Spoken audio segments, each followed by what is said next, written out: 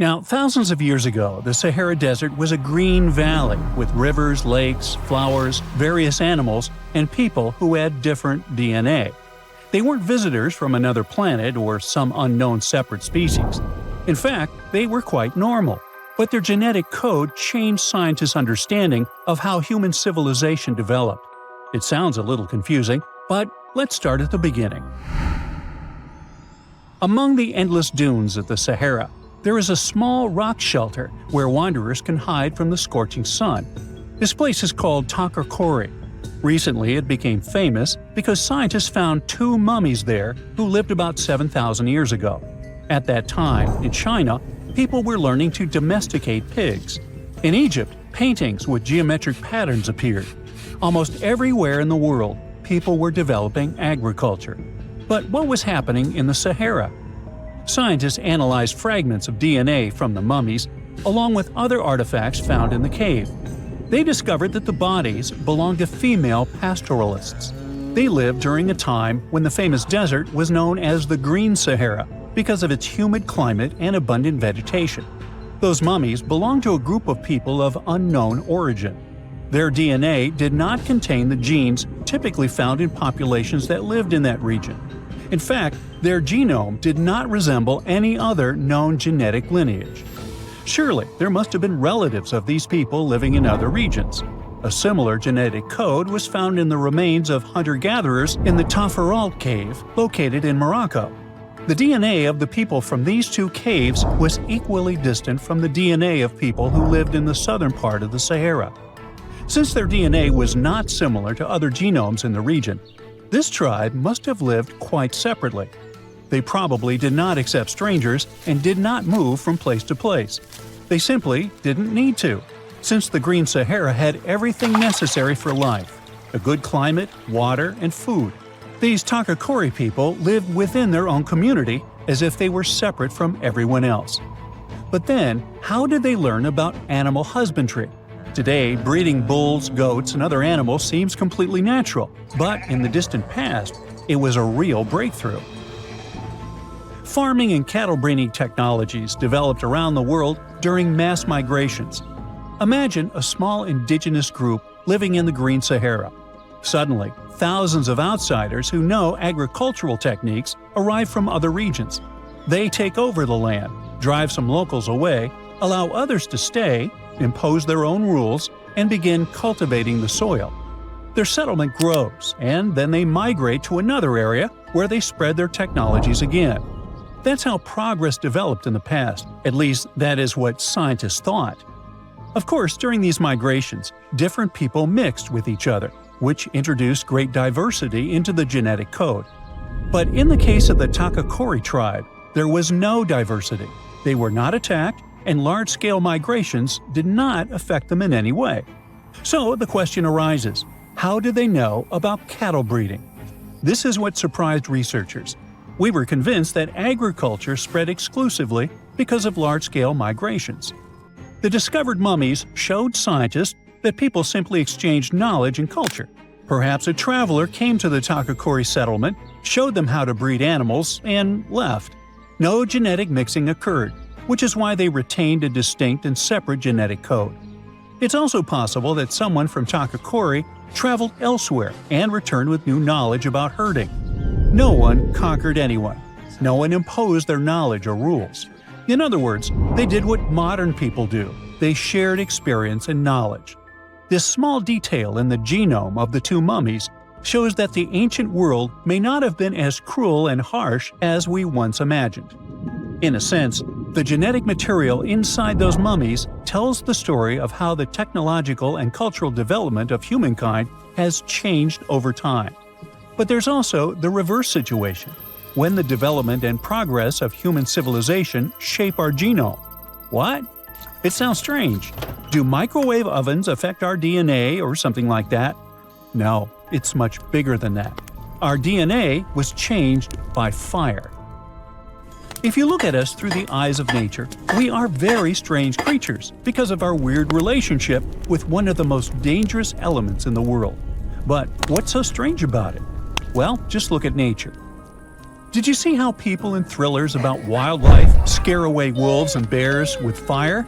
It's because it really may work, since many animals are afraid of fire and stay away from it. Some lizards learned how to survive wildfires by hiding in already burned bushes, places where the fire will not return. Evolution has made nearly all living creatures avoid fire, but not humans. We're the only species on the planet that does not run from fire but uses it.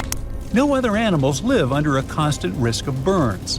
Evolution was not prepared for this and had to rapidly adjust our genes to match our behavior. The technology of controlling fire is one of the oldest in the world. We used it to keep warm in cold climates, cook food, produce metal and ceramic objects, build homes, and conquer territories. We put hot food into our mouths and drink hot tea.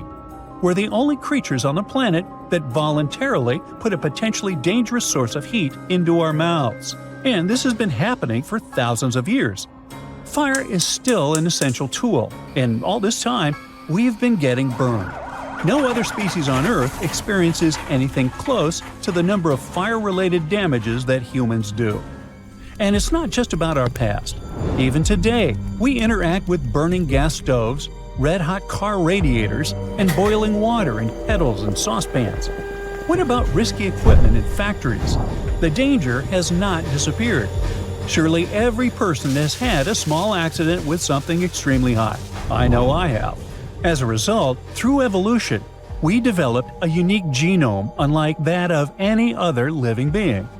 When we touch something hot and our body begins to heal the damaged part, it feels like a natural ability. But this healing depends on specific genetic mechanisms. Without them, even a small accident could cause serious problems. The development of these genetic adaptations was a complex and lengthy process, since changes in DNA do not happen quickly. While humanity was adapting to fire, intense natural selection was taking place. Some scientists even suggest that we are descendants of those who recovered from burns more quickly than others. Of course, mammals also have adaptations related to fire. Scientists studying primate DNA discovered a set of 94 genes that activate in response to burns. So, what makes us different? In humans, some of these genes evolved much faster and became far more effective at healing and fighting bacteria. So, does it turn out that we have a superpower we never realized we had? Yes, but there's bad news. The same immune response that allows us to heal quickly from burns can also cause serious problems. How is that possible? Well, instead of using examples with real people, let us imagine a mannequin with the same fire-related adaptations as a human. When the mannequin receives a small burn, say from a hot radiator under a car hood, its immune system quickly triggers inflammation, during which immune cells neutralize the damage. It is an aggressive healing strategy, but it works. However, if the mannequin gets a large area burn, that same defense becomes dangerous. The immune system uses the same tactic for major burns as it does for minor ones, creating massive inflammation that can be life-threatening. Why is that? Because evolution developed protection against small incidents around a campfire, but not against massive fires. Interestingly, how do scientists explain our craving for extreme sports and adrenaline? What does our DNA say about this? Well, it's a whole new story. There's a place on Earth that looks like it came straight out of the movie Dune. Massive platforms of stone and mud rise in the middle of a scorching desert. And somehow, people manage to survive in such a hostile environment. Oh, really? But unlike the movie, this real city in Peru was abandoned over 3,000 years ago and has stayed hidden from us until now. Meet Peñeco. This lost city is located in the Huaura province, north of Lima. After 8 years of excavation and conservation work, some of its secrets have finally been brought to light. It may look eerie and lifeless now, but it wasn't always this way. Experts think this place used to be a busy trading center for ancient Peruvians. In fact, it was part of the oldest known civilization in the Americas, at least as far as we know. And no, they weren't the Mayas or the Aztecs. That's a common mistake. I'm talking about the Caral civilization. This society existed more than 5,000 years ago. That's super old. To put that in perspective, while the Sumerians in Mesopotamia were reaching their peak, and the Egyptians were just starting to build things in Giza, the people in Caral were already building pyramids. Thanks to them, Peru is now seen as one of the 6 places where civilization first began. But unlike the objects we find from ancient Egypt or Mesopotamia, you won't see Caral artifacts in museums, at least not fancy vases covered in mysterious letters, since they didn't know pottery or writing. What they did know was how to build big. They left behind mind-blowing architecture, such as stepped pyramids and huge sunken plazas, like massive open-air arenas big enough to hold hundreds of people. And it's not like they just had one pyramid here and a plaza there. No, as I said, they built big. So far, researchers have found as many as 30 major metropolitan centers across what we now call the Caral region or Peru's north-central coast. You can think of them as full-on cities, with residential areas, several plazas, and ceremonial temples. Their largest pyramid, known as Piramide Mayor, stands nearly 100 feet tall, with a base covering an area the size of about 4 football fields. That's substantial. Oh my God! And building all that surely wasn't easy. It took planning, coordination, and specialists. That suggests that Caral must have had organized labor and strong leadership to pull it off. Despite creating these incredible constructions, Caral cities stayed hidden for thousands of years. And even when researchers first came across the area, it took decades for them to realize how important it really was. They already knew about the ruins back in the 1940s, but it wasn't until the 90s that the first major study of Caral was done. And there's a reason they were ignored for so long. The architecture was so advanced and the proportions so huge that people thought, nah, this has to be something modern. They couldn't have been more wrong, though. And in 2001, studies finally recognized that Caral was the oldest known civilization in the Americas. Archaeologists believe this society existed from around 3,000 to 1,800 years before the Common Era. And for 4,000 years, they flourished in complete isolation.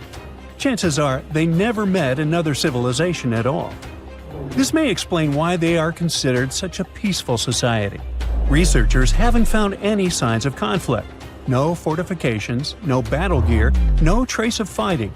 Instead, they seem more focused on commerce and, well, pleasure. Looks like they love music. In one of the temples, for example, archaeologists found 32 flutes made from bird bones. I wonder what that sounded like. Anyway, the Caral lived along 3 rivers, the Fortaleza, the Patavilca, and the Supe. Just like the newly discovered city of Peñeco, this lost city was built on a natural terrace about 1,970 feet above sea level. And no, they didn't do that for the view, it was for security. Building higher up protected them from flooding, since the site sits parallel to the Supe River. Just recently, after 8 years of excavation, experts finally uncovered its beauty. Altogether, they found 18 structures, including temples, residential complexes, and a huge circular plaza. There are also ceremonial halls built on top of large step platforms, along with stairways, courtyards, and carefully designed walls. These structures serve both practical and symbolic purposes. I mean, this was their hotspot, the place where people came together for rituals. Inside one of the structures, researchers uncovered remarkable finds, like sculptures molded in raw clay that portray human figures, animals, and ceremonial objects. They also dug up stone tools, such as grinders, crushers, and hammers. And remember I said they like music, right? Well, the team also found patutus there. That's like an old-school trumpet made of giant shells brought from the Pacific Ocean. Now, if you look at the map, one thing stands out. Peñeco is farther inland than other Caral cities we've discovered. And that's important. The city's location was completely strategic. And that's why it earned the nickname City of Social Integration. There's this theory that says Peñeco played a key role in trading hematite, a mineral used since ancient times to make red pigment. Back then, this was fancy stuff. Piñeco likely served as a hub linking the coastal and highland villages of Supe and Waura. Maybe they traded hermitite for fish and shellfish from the coastal villagers. But now comes the big question. What happened to the people who lived there? Why was Piñeco completely abandoned after thousands of years? Well, that still remains a mystery. There are different theories about why the Caral Supe civilization disappeared and why their most important cities were left abandoned. One of them is the maritime hypothesis. It suggests that societies first developed along the coast, relying heavily on fishing, and only later moved inland. So, in that view, cities were abandoned as people shifted away from them. But that doesn't fit Piñeco, right? I mean, it's way too far inland to count as a seaside city. So it's hard to say what really happened. If you look at their main city, archaeologists haven't found any solid evidence of one big disaster. No massive earthquake, no huge flood, nothing like that. And the same goes with Piñeco. There's just no sign of a single event that suddenly wiped them out. The likely explanation is a shift in climate. A change in the weather could have caused long droughts that affected local farming. That would have forced people to abandon their cities, like what happened in northern Mesopotamia. Now, can we say that with absolute certainty? Honestly, no. It's much more likely that several distinct factors led to the decline of that society. They might have also faced some internal conflict, issues of leadership or organization, for example. But that's impossible to prove with archaeology alone. Either way, Piñeco is a huge discovery. It gives us new clues to better understand the crisis the Caral civilization faced before its collapse. But for now, many of their secrets are still waiting to be uncovered, and there's still so much for researchers to figure out about how this civilization was born and how it evolved over time. If you want to visit Piñeco, here's some good news. The site has recently been opened to the public. It's about a 4.5-hour drive from Lima, and you can get there either by a private vehicle or through tourist services. Yeah, it's not the easiest journey, but the breathtaking landscapes will make up for it. And if you don't have the time or the money to fly all the way to Peru, don't worry. If you know Spanish, you can explore a virtual museum dedicated to Caral. It features 10 thematic rooms designed to take you on a journey back to the origins of civilization. You'll find photos, videos, infographics. It's a whole immersive experience. Of course, it's not the same as standing on the site itself, but it still offers a fascinating glimpse into the world of the oldest known civilization in the Americas. Well, this eerie Lake Huron discovery may be that it possibly contains the remnants of an entire civilization. Whoa, wait, sounds like Atlantis, right? Well, not exactly. But if there really had been an ancient underwater civilization here, it must have been a pretty advanced one. Around 10,000 years ago, two sharp glassy flakes broke off a stone tool and landed on the ground unnoticed. They stayed buried there for thousands of years, until 2013.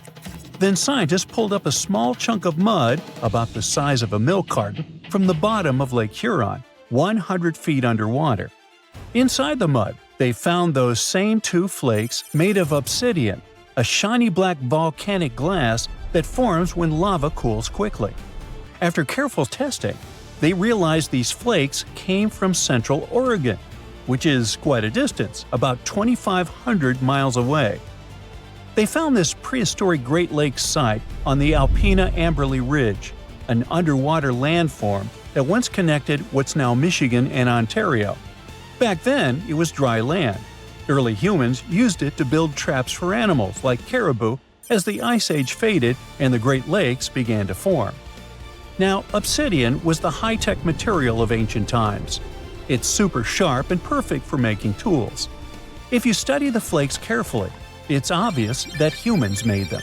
You can see where they struck them and the feathered edges that come from being carefully chipped. That means people were not only crafting tools here, but they also had access to obsidian that came from incredibly far away. It was likely possible through a huge trade network that spanned across the continent. For over 100 years, people have guessed that ancient societies might have existed beneath the Great Lakes, but no one had proof. That's why work on this submerged archaeological site is so important. A team of researchers has been trying to learn more about the 10,000-year-old ruins and the civilization that left them behind for over a decade now. Lake Huron's icy water acted like a time capsule that helped preserve things for thousands of years. So far, researchers have found not only unique stone tools, but also ancient trees with roots still intact and underwater peat bogs that preserved seeds and leaves. It was like an Ice Age version of Pompeii, a scene frozen in time. These discoveries are also helping scientists create new technologies and ways to do underwater archaeology. They've engaged sonars, underwater robots, and divers so far.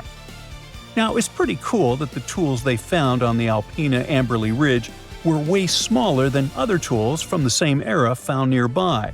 That might mean a different group of people lived here, and they had their own unique way of life. Even the peat bogs they found, which are about 9,500 years old, hold secrets. They're full of pine needles, seeds, and leaves that could reveal what the environment was like back then. Usually stuff like this breaks down quickly on land, but the cold freshwater preserved it. The Michigan team is working with scientists in Cambridge, England, to extract DNA from the remains. If it works, it could finally confirm what animals lived there, and maybe even more. There are still years of discovery on this prehistoric Great Lakes site ahead. Another famous submerged archaeological site is the lost city of Pavlo Petri. Archaeologists think it is the oldest sunken city in the world they've found and made official so far. Pavlo Petri is around 5,000 years old. That means it existed even before the legendary Greek heroes in Homer's stories.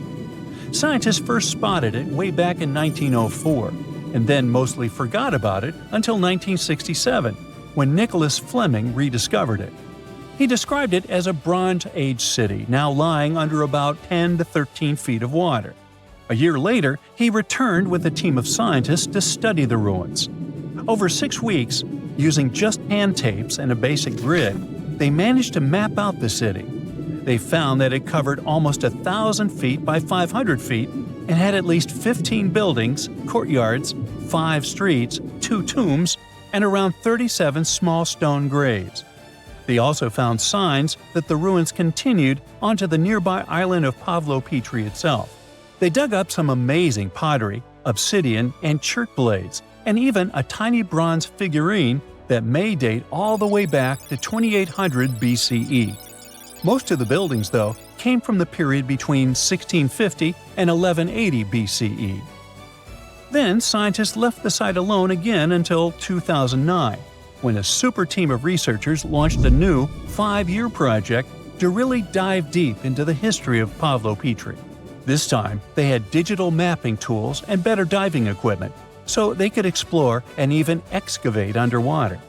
They found another 97,000 square feet of buildings, including a large hall and hidden streets. Plus, they dug up even more pottery that showed people had been living in the city from about 3000 BCE to 1100 BCE, and that the city once had a population of 500 to 2,000 people. No one knows for sure how the city ended up underwater, but many scientists think it was because of an earthquake, maybe around 1000 BCE, or even as late as 375 CE. Because it's the oldest underwater city ever found, some people even believe Pavlo Petri might have inspired the legend of Atlantis. Another contestant for the Atlantis title lies near Japan. Back in 1986, a local diver was exploring the waters near the Ryukyu Islands when he found a giant structure made of perfectly shaped steps and sharp edges. It was 82 feet underwater. Today, the Yanaguni Monument is one of the most mysterious underwater sites on the planet. The structure is nearly half a football field in size. It looks like a massive stone pyramid with layers of platforms and steps stacked one on top of another. No one really knows where it came from or who built it. Some experts think the monument might be more than 10,000 years old, which would make it older than the Egyptian pyramids. One theory is that it could be the last remains of a lost civilization called Mu, a mythical Pacific society kind of like Atlantis.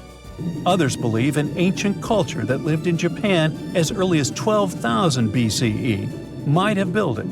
But many scientists and geologists are skeptical about this possible underwater ancient civilization, even though Yanaguni has narrow passageways, arched openings, and right angles that almost look like city blocks. They say that the site looks a lot like natural rock formations, like the Giant's Causeway in Northern Ireland, for example. The whole monument is still connected to a bigger chunk of bedrock, which means it wasn't built piece by piece. And the way the layers of rock are stacked probably has more to do with earthquakes and tectonic movement. It's located in the very active Pacific Ring of Fire. One marine geologist kept going back down there, and every time he found something new. He says he spotted tool marks in the rock, symbols carved into stone faces, and even rock formations shaped like animals. He believes these carvings point to a culture that came from mainland Asia. He said he had identified 10 different structures off Yanaguni, including a ruined castle, a triumphal arch, 5 temples, and even a huge museum. These buildings seem to be connected by roads and channels, and some parts are surrounded by what could be giant stone walls. The explorer believes the city is at least 5,000 years old, based on stalactites found in underwater caves nearby, which would have only formed after the caves flooded. His supporters say they have never seen an earthquake create shapes like this, above or below water. But skeptics blame it all on erosion and insist that whirling underwater currents and sea creatures left holes in the rock. Now, if you want to form your own opinion about it, the spot is open for visitors, and it's definitely a super fun diving experience. There you are, trekking across a desert on foot. It's hot, you're terribly thirsty, and now you gotta walk around this stupid wall. Wait, a wall in the middle of a sandy, lifeless nowhere? Exactly, a wall in the northern Saudi desert. Archaeologists have just made a super exciting discovery, and what they found was not just a single wall. No, it was a whole ancient walled city that might date back to 2400 BCE. They think this place was home to around 500 people and could have been used for 1,000 years. This discovery is groundbreaking. It means that the area could have been way more advanced than anyone expected. The city was well organized, with different zones for living, towers and strong walls for protection, and different sections for all kinds of daily life. This ancient city, now called Al-Natah, was basically an oasis town, and it's great since it can give us a peek into what life might have been like in this desert thousands of years ago. Apparently, they had clearly separated areas, like residential sections, a cemetery, farmland, and even a town center. This oasis city, found in the Khaybar area, is the first big organized settlement from the 2nd or 3rd millennium BCE that researchers have uncovered in northwestern Arabia. The first survey showed that this town, which covered about 6 acres, had several districts, including the residential area, the cemetery, and the legal one, with courts. The houses were set up in neat rows, all connected by small roads. Those streets kept the residential area separate from the rest of the town. Back then, most people in this region were nomadic herders, always moving around. But archaeologists have been sure that during the Bronze Age, northwest Arabia had small walled towns and oasis centers scattered across it. These connected oasis towns were unique, offering secure places for people to live, store goods, and trade. They started showing the beginnings of urban planning, which hints that people of that time were already starting to settle down and organize communities more seriously. The research team estimated that there were about 50 homes in Al-Natah, but that number could go up to 70 as they keep digging. They think that a few hundred people lived there, and probably one of the coolest things is that some houses went up to 3 stories tall. Built on a slope near a couple of major trade routes, this city was set up in a prime spot. Now, one of the most impressive things about this place is its water supply. The oasis had springs and aquifers, which are underground water sources, and such conditions were perfect for farming. Those water sources meant residents could grow their own food, making the town self-sufficient. The outer walls probably helped control who could enter the town and get access to its resources. This settled way of life was an impressive shift from nomadic living to a more agro-pastoral lifestyle, which means a mix of farming and herding animals. Another find that supports this theory is a bunch of tools like grinding stones, mortars, and pestles discovered inside the town. People there must have ground grains and prepared food. They had a diet of cereals, meat, and milk from animals they raised themselves. These astonishing findings show that the inhabitants of the town could easily feed themselves and were surprisingly advanced for that time. Thanks to better access to Saudi Arabia in the past couple of decades, archaeologists now have a much clearer picture of what life there was like thousands of years ago. The most exciting thing is that Al-Natah might have been part of a whole network of similar fortified oasis towns spread across the region, and all of these connected sites could show us how trade routes and small settlements worked together at that time in that arid area.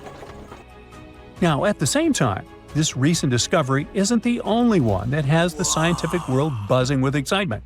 How about we visit Egypt and see for ourselves? After all, archaeologists have just found a stash of ancient Egyptian and Greek treasure underwater. They were exploring the lost city of Thonis-Heracleion off the coast of Egypt, which sank more than 1,000 years ago. This city was legendary, and nobody even knew where it was until it was rediscovered in 2000. Now they're uncovering more and more, and on this dive, they found a pile of gold and silver treasures. Those were probably used in rituals to bless Egyptian pharaohs when they took the throne. The researchers even found an ancient Greek temple dedicated to Aphrodite and some super old Greek weapons. Frank Gaudio, the lead archaeologist, said it was astonishing that those delicate objects had survived the disaster that brought the city down. Back in its prime, Thonis-Heracleion was one of the biggest port cities in the Mediterranean. It was a huge center of social life and was the main entry point for ships from Greece coming into Egypt. But tragically, due to rising waters, earthquakes, and a catastrophic tidal wave, the soil underneath the city literally turned into mush, and then the entire city sank into the Mediterranean. It was forgotten until Gaudio's team found it in 2000. Since then, they've been uncovering new parts of the city and piecing together its history little by little. If a lost underwater city doesn't seem impressive enough, we can travel to the Amazon. The discovery made there is truly mind-boggling. For centuries, people have talked about lost cities deep in the Amazon, like El Dorado, that mythical city of gold that lured Spanish explorers into the jungle. A lot of them never came back. Then, in the 1900s, a British explorer named Percy Fawcett went searching for what he called the lost city of Z, and he too disappeared. But now, finally, scientists have actually found proof that those lost cities in the Amazon were real all along. A team of scientists use a tech called LiDAR, which basically allows you to see through thick jungle from above by bouncing light beams off the ground. They flew over the jungle in Bolivia in a helicopter about 650 feet up and mapped out those hidden ancient cities. What they found were ruins of a huge urban settlement built by the Kasarabi people who lived there from 500 to 1400 CE. And it wasn't just a couple of buildings here and there. No, the LiDAR maps revealed massive urban centers, pyramids, platforms, roads, canals, and causeways, all carefully laid out. Turns out the Amazon wasn't just an untouched jungle. It was once home to big, complex cities. A scientist from the German Archaeological Institute explained that Europeans had long ignored the possibility of ancient Amazonian cities, but the LiDAR maps show they were wrong. The new maps have revealed 26 sites, including 11 that no one even knew existed. Researchers have discovered two main city sites, Landivar and Kotoka. They had massive moat causeways stretching out like spokes on a wheel, linking the main cities with smaller surrounding settlements. Some of the canals even connected the cities to rivers and a big lake, which allowed water to flow through the area. Over the years, scientists found scattered ruins all over this region, but the thick jungle made it nearly impossible to connect the dots and see if or how they were related. With LiDAR, the whole layout came to life, showing that those sites were part of a much larger organized urban system. It's now also clear that the sites had a greater meaning, since everything is lined up in a way that could be symbolic of the spiritual beliefs of the inhabitants. The Kasarabi culture isn't as famous as the Maya, but they had a thriving society in an area that faced huge challenges, like yearly flooding. And although the nearby Andes had their own monumental sites, the Kasarabi were doing something absolutely unique. They even had reservoirs to store water, which suggests they might have been dealing with occasional droughts, which is pretty unusual for the Amazon. Actually, those terrible droughts could be why the Kasarabi eventually left their cities around 1400 CE.